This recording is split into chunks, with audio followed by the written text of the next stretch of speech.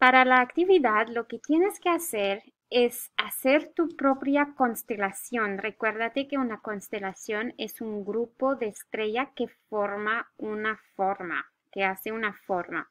So for your activity, you're going to use these stars to create your own constellation. Remember, constellation is a group of stars that create a shape.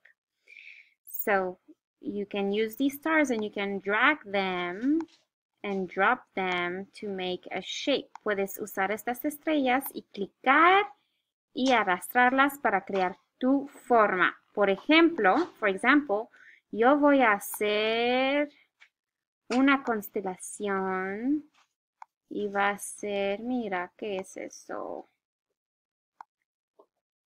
Aquí está mi ejemplo. ¿A qué parece? Mi constelación es un corazón. My constellation right here in my example is a heart. Tú puedes hacer tu propia constelación. I want you to do your own constellation.